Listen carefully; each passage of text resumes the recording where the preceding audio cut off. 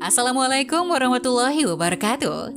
Halo Sobat Setiap Fakta Kehidupan. Tidak lupa kami sampaikan salam sehat, salam sejahtera, semoga tercurah segala bentuk kebaikan dan juga kita semua dalam lindungannya. Seperti biasa, kita akan berbagi kisah dari yang unik, menarik, sampai bikin nangis. Mari kita simak kisahnya.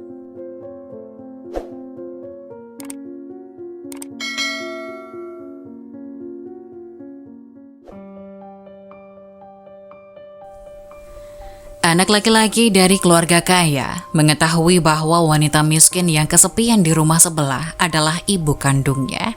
Ternyata hal mengejutkan ini terjadi. Seorang anak laki-laki kaya memperlakukan seorang wanita miskin yang kesepian di sebelah rumah seperti orang asing lainnya. Sedikit menebak bahwa dia adalah ibu kandungnya. Nasib dengan menyakitkan mendorongnya ke kebenaran suatu hari, memaksanya untuk membuat keputusan yang menyentak. April tidak pernah begitu bersemangat sebelumnya. Dia dengan cemas menatap melalui jendela apartemennya, memegang perutnya yang hamil dan merasakan tendangan bayinya di dalam perutnya. Fotografer lepas berusia 22 tahun itu sedang hamil 7 bulan. Dia bersemangat untuk mengungkapkan berita ini kepada pacarnya, Josh. Ia kembali ke apartemen sewaan mereka setelah beberapa bulan berlibur bersama orang tuanya di berbagai kota. Tapi begitu Josh melihatnya, kegembiraannya memudar dan menyusut menjadi keputusasaan yang mengerikan. Dia belum siap untuk menjadi seorang ayah secepat ini dan mengira April sedang membuat lelucon dengan bantal terselip di bawah gaunnya seperti biasanya. Semua kacau ketika dia menunjukkan kepada foto-foto pemindaian ultrasoundnya dan mengungkapkan bahwa dia benar-benar hamil. Tuhan, kenapa kamu tidak memberitahuku sebelumnya? Dia bertanya kaget. April mengira Josh akan senang dengan pengumuman kehamilannya, tapi reaksinya membuatnya bingung. Han, aku ingin mengejutkanmu. Aku tidak ingin merusak suasana liburanmu. Kamu berjanji akan menikah denganku. Mengejutkanku? Iya, aku terkejut, sial. Aku tidak bisa menjadi ayah dari anak ini. Ayahku akan mencabut hak warisku jika dia mengetahuinya. April terkejut saat air matanya mengalir tanpa henti di matanya. Josh mengumpulkan semua barang miliknya dan mengosongkan kamar. Dia menangis dan memintanya untuk berhenti, tapi dia tidak mau mendengarkan. Josh memblokir nomor April dan kembali ke kampung halamannya untuk mengejar karir. Apa yang akan saya lakukan sekarang? Bagaimana saya akan menghadapi dunia? Dan apa yang akan saya katakan kepada anak saya jika dia bertanya di mana ayahnya? Beberapa pertanyaan menghantui April. Hari-hari berlalu, April tidak bisa lagi fokus pada pekerjaannya. Dia kehilangan kontraknya karena klien tidak senang dengan ketidaktahuannya dan kurangnya komitmen.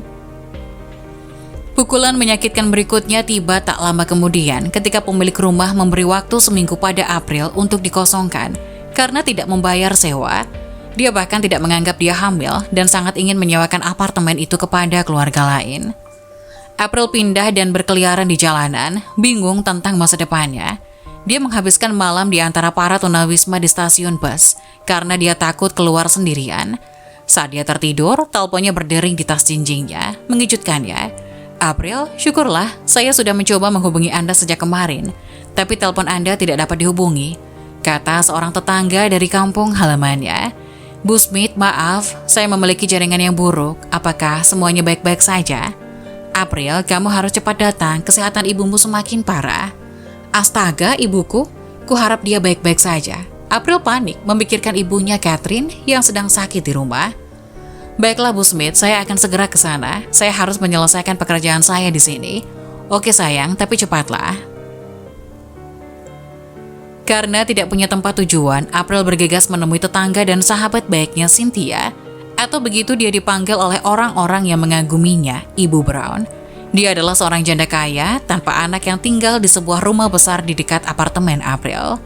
Josh mencampakkan saya dan anak saya, Bu Brown. Saya harus pergi ke kampung halaman untuk merawat ibu saya. Saya tidak bisa pergi seperti ini, dia akan hancur jika tahu saya hamil di luar nikah. Maukah Anda membesarkan anak saya? Saya ingin anak saya memiliki kehidupan yang lebih baik. Saya tidak bisa menjanjikan masa depan yang baik kepadanya. Anda bahkan pernah mengatakan kepada saya bahwa Anda ingin mengadopsi seorang anak. Tolong, adopsi bayi saya. Setelah berpikir keras, Cynthia setuju. Dia menawarkan April untuk tinggal bersamanya sampai dia melahirkan bayinya. 2 minggu setelah April menyambut bayi laki-lakinya, Alvin, dia menyerahkannya kepada Cynthia dan meninggalkan kota. April mengira dia dan bayinya yang baru lahir telah berpisah untuk selamanya, tapi takdir punya rencana lain. "Mama," April berteriak kepada ibunya yang sakit, yang bahkan tidak bisa mengenalinya. Para dokter kemudian mengungkapkan bahwa Catherine menderita demensia karena penuaan. Seiring berlalunya waktu, April mulai bekerja keras lagi untuk merawat ibunya dan membayar tagihan medis. Dia sering menelpon Cynthia untuk mengetahui kabar putranya, tapi tidak berniat untuk menerimanya kembali. 5 tahun berlalu, April menghadapi pukulan menyakitkan lainnya ketika ibunya meninggal. Dia menjual rumah tua mereka yang dia warisi dan kembali ke kota tempat tinggal putranya. "Bagaimana saya akan pergi sebelum dia? Apakah dia akan mengenali saya?" Dia bertanya-tanya ketika dia berjalan ke rumah Cynthia. Seorang bocah laki-laki yang mengejar kupu-kupu di luar menarik perhatiannya. Sepintas, April mengenali dia adalah putranya. Beberapa ekspresi kegembiraan berkembang di wajahnya saat dia berlari ke arahnya dan menariknya ke arahnya untuk pelukan hangat. Tapi bocah itu mendorong April dan berkata, "Kamu siapa? Ibu menyuruhku menjauh dari orang asing." Air mata mengalir dari mata April saat dia bersandar lagi untuk menyisir rambut lembut putranya dan berbicara padanya. "Jangan sentuh aku. Aku cinta kamu manis, kemarilah, datanglah padaku," kata April tak kuasa menahan air matanya. "Aku hanya mencintai ibuku," jawab Alvin dan berlari. Masuk saat Cynthia keluar, kaget melihat April di depan pintunya. Mereka bicara sambil minum kopi di halaman belakang. Setelah mengetahui keinginan April untuk berdamai dengan putranya, Cynthia menyarankan agar dia membeli rumah kecil di sebelah. April melakukan apa yang disarankan Cynthia. Hari demi hari, dia mulai menghabiskan lebih banyak waktu dengan Alvin tanpa mengungkapkan bahwa dia adalah ibu kandung. Dia bahkan merawatnya saat Cynthia pergi dalam perjalanan bisnis yang jauh. Alvin tak bisa memungkiri nikmatnya disayang oleh dua ibu. Meski demikian, dia selalu memilih Cynthia daripada April. Dia naif terhadap kebenaran, dan 10 tahun berlalu tanpa rasa khawatir. April memutuskan untuk tidak mengungkapkan kebenaran kepada putranya, karena dia tidak ingin merusak masa kecil dan kebahagiaannya. Semuanya berjalan lancar, tanpa ruang untuk masalah, sampai Cynthia kembali dari perjalanan bisnis dengan perasaan sakit dan lelah. Dia didiagnosis di rumah sakit, mengungkapkan bahwa dia menderita kanker stadium akhir. Hari-hari berlalu, Alvin 15 tahun mulai mengkhawatirkan ibunya. Dia tidak bisa membayangkan hidup tanpa dia dan berdoa setiap hari untuk keajaiban menyelamatkannya. Tapi Cynthia merasa akhir hidupnya sudah dekat. Sebelum sesuatu terjadi padanya, dia memanggil Alvin ke rumah sakit untuk mengungkapkan kebenaran tentang ibu kandungnya. "Bu, kamu ingin melihatku? Hei sayang, kemarilah, aku ingin memberitahu sesuatu." Cynthia dengan pedih memanggil Alvin lebih dekat. "Duduklah sayang." Alvin pun duduk di samping Cynthia saat dia dengan lembut menyisir rambutnya seperti yang selalu dia lakukan setiap kali mereka berbicara serius tentang ibu dan anak.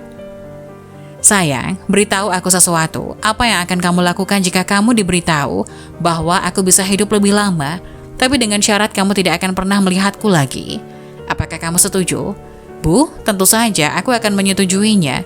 Hidupmu lebih penting bagiku, karena aku mencintaimu lebih dari apapun di dunia ini. Aku akan menjauh darimu jika itu akan menyelamatkan hidupmu." Cynthia mengatupkan bibirnya dan terkesiap sebelum membuat pengakuan terbesar dalam hidupnya. "Sayang, itulah yang ibu kandungmu April lakukan. Dia hanya mengharapkan kebahagiaanmu dan masa depan yang cerah. Itu sebabnya dia menjauh darimu dan tidak pernah memberitahumu tentang itu. Aku tahu ini akan sulit untukmu, tapi sayang, dia mencintaimu lebih dari aku." Air mata membanjiri mata Alvin saat dia mengetahui April, wanita malang yang tinggal di sebelah adalah ibu kandungnya. Saat beberapa emosi menyakitkan menghantam dadanya, Alvin dikirim keluar dari bangsal setelah Cynthia kesulitan bernafas. Sore harinya, Cynthia meninggal dunia, meninggalkan Alvin hancur dan terpaksa membuat pilihan. Patah hati dan tidak dapat membayangkan hidup tanpa mendiang ibu angkatnya, Alvin berlari pulang dan mencari April. Dia menerobos masuk ke rumah kecilnya di sebelah dan melihatnya berdoa di depan altar untuk kesembuhan Cynthia dan menangis. "Bu, aku berterima kasih atas segalanya. Aku mengerti rasa sakitmu, aku berjanji tidak akan pernah meninggalkanmu lagi." Saat April yang terkejut berbalik, Alvin memeluknya erat dan menangis di bahunya. 2 hari kemudian, April dan Alvin menghabiskan waktu di tempat peristirahatan Cynthia. Berterima kasih padanya karena telah menjadi keajaiban kecil yang membawa sinar matahari ke dalam hidup mereka. Pengacara menemui mereka keesokan harinya dan menyerahkan beberapa dokumen dan salinan surat wasiat Cynthia. Ternyata Cynthia telah mewariskan tanah miliknya kepada Alvin dengan April menjadi walinya sampai dia berusia 18 tahun. Apa yang bisa kita pelajari dari cerita ini? Tidak ada waktu yang tepat untuk mengungkapkan kebenaran selain mengakuinya sebelum waktu habis. Sebelum menghembuskan nafas terakhirnya, Cynthia memberitahu Alvin bahwa April adalah ibu kandungnya dan terpaksa menyerahkannya karena keadaan bertahun-tahun yang lalu. Tidak ada yang mendekati kemurnian cinta seorang ibu dan pengorbanannya untuk anaknya. April memberi Cynthia bayinya yang baru lahir agar dia bisa dibesarkan dengan baik. Terlepas dari rasa sakit dan kesedihannya, dia mengorbankan keibuannya untuk masa depan dan kebahagiaan putranya yang cerah. Nah, bagaimana menurut kalian? Jangan lupa tulis pendapat kalian di kolom komentar ya. Wassalamualaikum warahmatullahi wabarakatuh.